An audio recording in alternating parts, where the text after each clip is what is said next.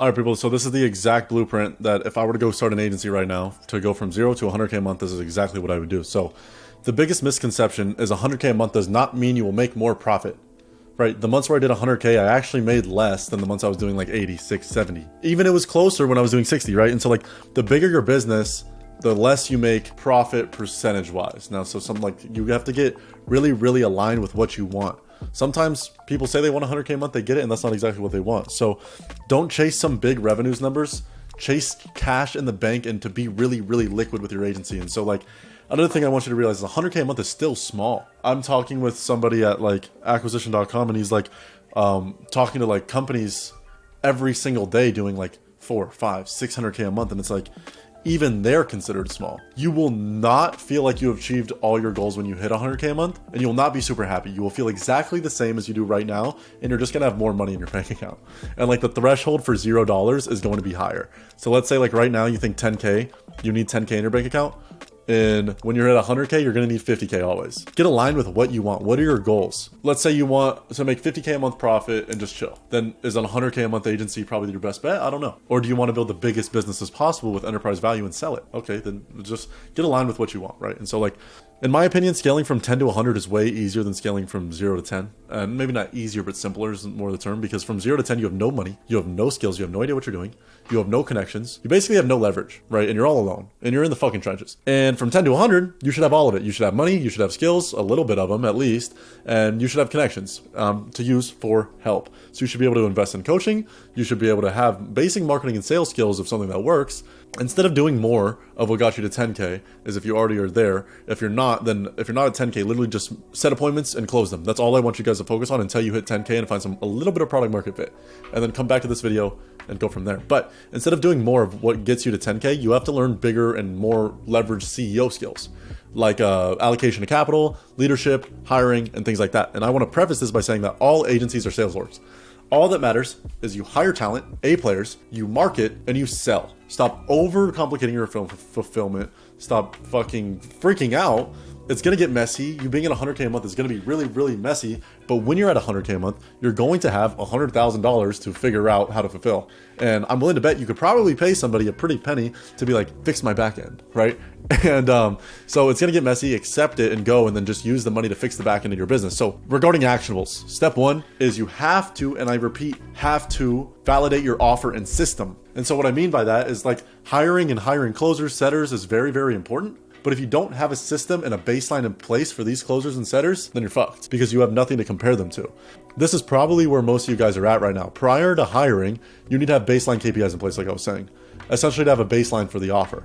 It is useless to slap a closer into a situation where you don't have KPIs, you don't know closing percentage, you don't know show rate, you don't know anything, and you're kind of blind, where you don't have a consistent, repeatable process to scale, and more importantly, right, to sustain scale. The actionables that I need you guys to chase, if you are not at this point that I'm about to say, every single thing you should be doing is trying to get to this point. Basically, to validate your offer and your system, to be able to find something that works so you're allowed and able to go and hire closers and setters and delegate and scale, you need to do a few things. Book 5 to 7 calls a day. This should be the easy part. Booking agency calls are really, really easy. If you just have some money, throw it into paid ads, close one client, throw all the money into paid ads, you should be good, right? I'll link a video on how to book calls with ads. And then 60% show rate on the first call. So on the one call, if that's what you're doing. And then 20% close rate on those shown calls. And then 90% show rate on the second call if you're doing a 2-call close, and then 20K in new cash collected just by yourself in 1 month. If you can do all of these things for 1 month, I am comfortable with you hiring a closer, doubling your ad spend, and scaling hard, right? And if you can do all these things and you think it's consistent, if you have all these things in place, it means you have validated your offer and process to an extent, and you have something that works, and it gives you basically the green light to go higher and scale. All right, my camera just died. I don't really remember where I was. But editor, cut it out if I repeat myself. So step 2 is going to be hiring A players. Now, something I want you guys to realize is you don't need to be the best at the sales or like marketing. You need to be the best at finding the best people at sales or marketing, right? Most CEOs aren't actually the best closers. Like I'm not great at closing. I can lead people. I can find good closers. I can motivate closers to be on the same path that I'm on. And I have a base knowledge of closing and what works, right? And then Joel Kaplan, I'm willing to say he's not good at closing either. He just has business acumen, the same exact skills, right? And so like same with Kai Back, same with Eddie Malouf, same with a lot of people, right? They're not the best closers in the world. So CEOs have proper capital and time allocation. And they have the ability to lead A players to perform. So if like ramped properly, your closer should 100,000% outperform you. Because guess what? They're the closers. They're the ones that are good at sales. That is literally their job. If you do the best of your ability to help the closer to the best of their ability, then you should be outperformed by the closer. So there's like 20K in new cash. They should be able to crush that, do 40K easily. Closers should be able to hit 30, 40, 50, 60, 70K in new cash monthly. Like even in the coaching space, closers do up to like, I've seen closers do like 200-300 grand, depending on like call quality and call flow. But essentially, we need a solid closer. But you need to think about, why would any A player closer want to go work for a marketing agency that's at 20K a month? Because like A players have money already. So somebody that's good at what they do and they have skills, a good closer already has money. If you're talking to a closer that doesn't have money, most likely they're not that good, or you just got found a needle in a haystack, because people good at what they do are wealthy because they provide a lot of value. So with that said, we need to find somebody with a few things. 1, business acumen. 2, offer alignment. 3, sales experience. Now, they're not going to be the best in the world, but we don't want to make a 4 a 6. We want to make a 6, 7, 8, a 10. If we're seeing, because hiring is really expensive. You spending money on ads, you spending money to fill their calendar, it's risky. And we need to mitigate risk as much as possible when hiring a closer. That by making sure they have 2 of these 3 things, we are mitigating risk as much as possible. So business acumen, sometimes some of the best closers are people who ran their own agency, right? Maybe they had an agency hit 20, 30K a month before, they know the space, they know stuff about ads, and they just are smart, a business person. 2, offer alignment. So this would mean maybe they used to be in HVAC. If you're an HVAC guy, maybe they used to be an e-com owner. Maybe they just know a lot about e-com because they just watched a lot of drop shipping videos or like whatever. So then they know what they're selling and they're actually bought into the product, and there's conviction there. Conviction is very slept on. And then 3, sales experience. Obviously, if they're good at sales. And so like ideally, we need them to have 2 of these 3 things. Ideally, all 3, not very possible, but ideally we want them to have all 3. My tip of which one you want them not to have is like, let's say you're really, really good at sales and really good at training sales, then, but you're shitty at training about business. I would probably get somebody that has business acumen already and offer alignment, and you just need to train sales. Oftentimes training sales though will take longer than training offer or business. Most of the time, what I see good closers being, having offer alignment, because oftentimes this can transform into business acumen if they have enough offer alignment and have been in your space enough, and a sales experience. I would say the perfect closer that you guys could hire would have these 2 things. Now, you're probably asking, how do we find the closer? There's a few ways to do that. 4, ads. Number 1, we run ads, which it's possible, but it's expensive and you're going to lose a lot of money for your first time. So like, honestly, if it's your first time hiring somebody, I wouldn't do this, but you literally just run an ad on Facebook Indeed for a closer. You'll see them all the time, hiring high ticket closers. If you're at this point of the video, you're experienced enough where you know what that means. 2, content or clients. So if you have a brand, post on your story, find a closer through your content. This is really, really solid because they have offer alignment, because they have been following you, because they are bought into you as a human. And clients, also very good. Because like, let's say sometimes like the best closers are people that have been in your program before, and they like your program, they like the results, so they have the conviction, and they used to be in that industry, so they have the offer alignment. And so at that time, we're just training sales. You know what I mean? So oftentimes clients will be a really, really good pool that you guys can pull from. Like, you would be surprised that sometimes the least salesy people can end up performing just because of the offer alignment, right? And then 3, outreach. So this would be reaching out to people in like Jeremy Miner's Facebook group, Bill Walsh's Facebook group, posting in like different Facebook groups, outreaching to people, just finding people, like cold outreach. Now, the thing that I need you guys to realize about recruiting is it's the same thing. We always need a constant influx of leads. So whether that influx of leads is through recruiting, for recruiting or for our front end like B2B marketing, we always need leads, and we are always going to need a pipeline. Because like, it took me 17 setters to find my first setter for my solar agency. 17.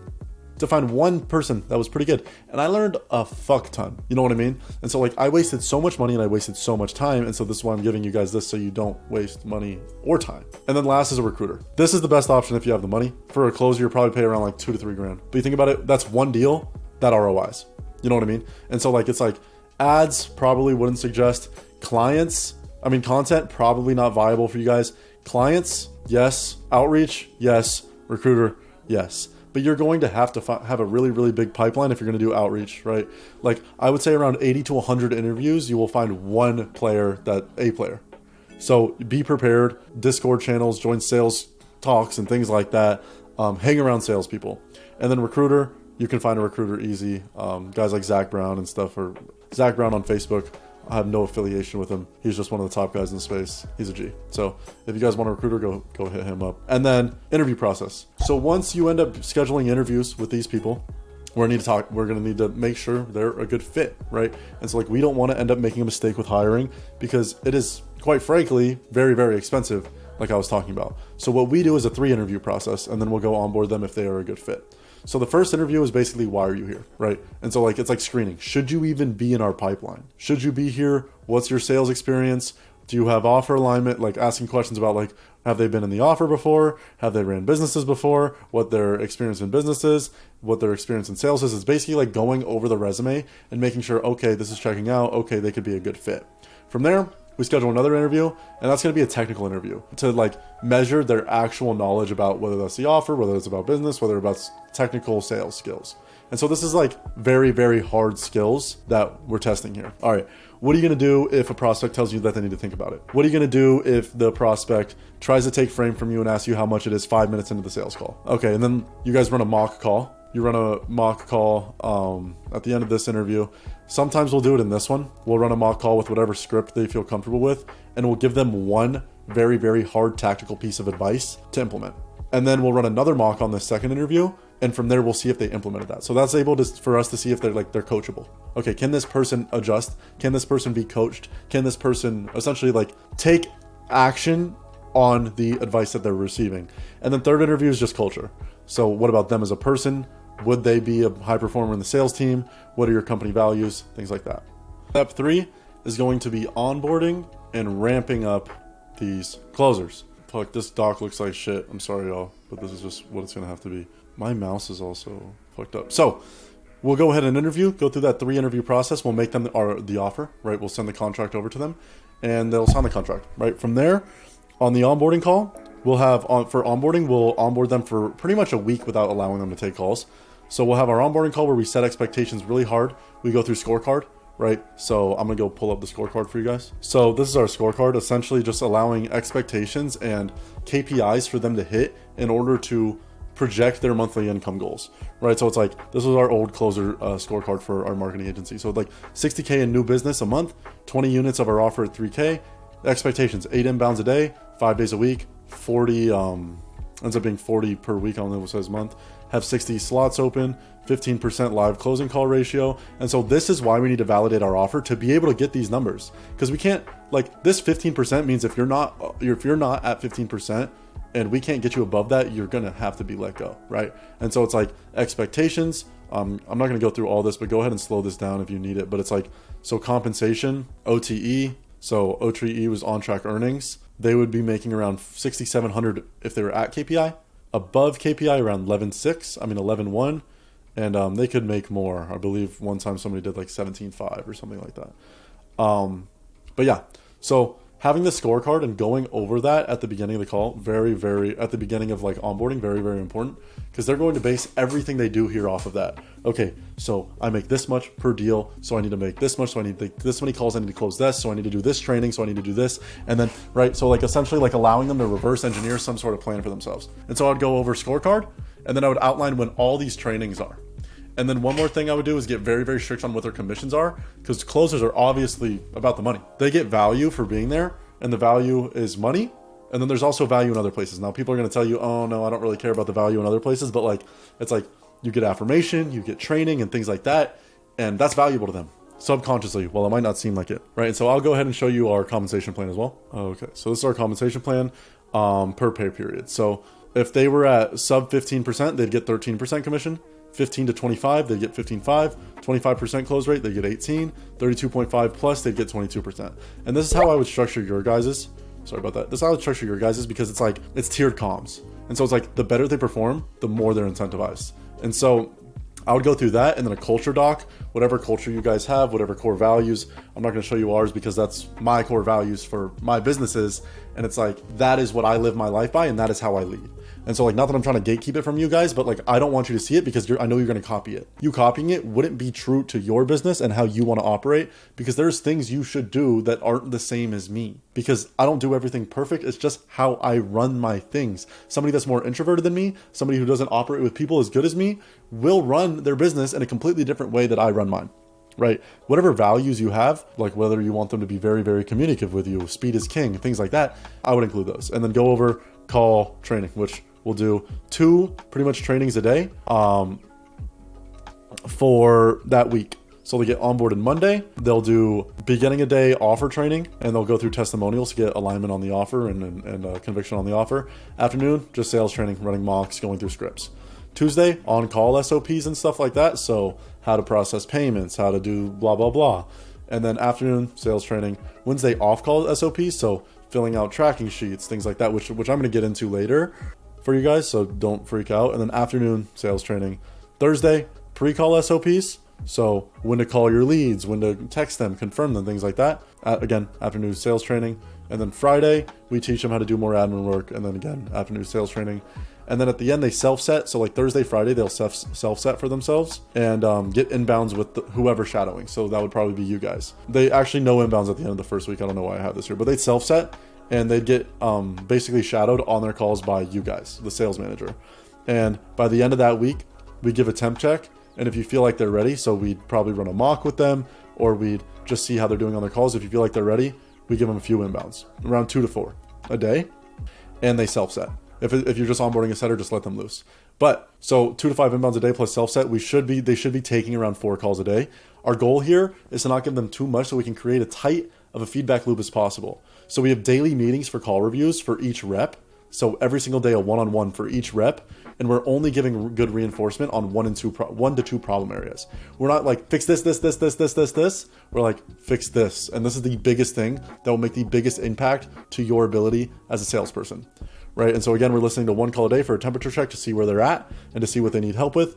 And again, daily sales meetings. And I like daily one-on-ones week 2. And then weeks 2 to 4, 5 to 7 calls daily, plus the bookings from the setter. We do daily meetings and projections for feedback. So what they think they should be projecting. And then one-on-one weekly per rep, basically. So just with the 1 rep. So that's onboarding and ramp up they go through. Now I know this is a lot. Rewatch this video a bunch, but this is exactly how I train, onboard everything with closers. And then last thing is exactly what I was talking about. Analyzing and optimizing, rinse and repeat. So we have the closers ramped up.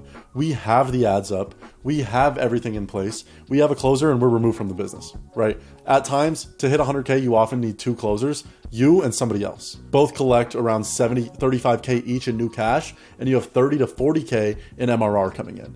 That is the math to 100K a month. We want 30 to 40% to be MRR. And then that 60 to 70K we collect with 2 closers. It's so easy, right? You literally collected 20K by yourself this month, right? So if you did that, then you should be able to collect 30K the next month because you just get better. And that closer should collect another 30, that's 60. And then it's just a matter of time until we hit that 100, right? So we analyze, optimize, rinse and repeat. So now that we have everything in place, now we just need to look at the data, make data-driven decisions, and have clarity. So we need to see what's the show rate, right? What's the close rate, right? What's the offer to commitment ratio, right? Things like this in order to make the best decisions for our business, because there are going to be bottlenecks and we just need to see that. And so use something like this to track. DM me on Instagram if you want this. It's a closer tracking sheet, I believe. My mouse is fucked up, guys. So it's just scrolling. If you know how to fix this, comment. But also if you want this sheet, let me know and I'll send it to you. But basically you fill this out at the end of every day. And so it's live calls, scheduled calls, live calls, offers, deposits, closes, and it'll show you all these percentages, right? When you go over here to leaderboard and stuff like that and team summary, but it'll show you for the month how many scheduled calls, live calls, show rate, offer commitment. I cannot stress enough, again, DM me on Instagram. It'll be in the description if you need that. But I cannot stress enough how important knowing your data is. Right? Because then we know what's working, we know what's not working. If you're not tracking your data, we're just guessing. Oh, I think his close rate's bad. Or maybe he's not making enough offers, maybe, and maybe I need to fix the offer, and maybe I need to fix the show rate. But like, you don't know what's happening, so you can't fucking fix it, right? And so it's like, we need to know what the fuck is going on in our business, or we will never scale, right? I've never seen an agency pass 50K a month that's not tracking KPIs. Even at 30%, I mean, even at 30K, you should be tracking KPIs. You should be seeing what's going on in your business to keep it healthy. Right? I cannot stress that enough. So the goal is to isolate and find out what the bottleneck is in the sales process in order to help our closers, or yourself as much as possible. So here's a few things and what you can do about them. Low show rate. If your show rate's low, some potential issues are quality of messaging in the marketing funnel, quality of traffic, and pre-call follow-up. I'm not going to go in how to fix these right now, but these are potential problems that you need to fix. The video before this, how to fix your show rate, so go watch that if show rate is an issue. Second, low offer percentage. This means that they're hopping on calls, but they're not making offers. Some issues are the sales rep has lost certainty in the offer. Sales rep is qualifying too hard. Sales rep is making offers to prospects they know they can close. I mean, only making offers to prospects they know they can close. And so like, what I mean by this is like, let's say sales rep 1 has a 20% offer rate, but 80% close rate. And then sales rep 2 has a 80% offer rate, but 20% close rate. Like, we know where the disconnect there is, because like, he's only making offers to people he knows he can close. So his close rate's higher. So he probably makes more comps, right? And so to fix these, we just need to have an honest conversation with the rep and like realign. Our values are the same. We both want to do the same thing. We both want to make money. Another issue, high deposits, which means they're pretty much suck at handling objections, which means if they're just closing deposits all the time. Low close rate, obviously, could be a bunch of problems. So like, this is what you do. You validate the offer, you hire an A player, you onboard and set expectations properly, you ramp them up, you analyze and optimize the data, you rinse and repeat. So at that point, you hire another closer. Once this closer is onboarded, you hire another one. This is the exact path I would take. I hope this guys help. I hope this helped. If you have questions, if you want me to cover anything in a video, drop in the comments below, and I will catch you guys soon.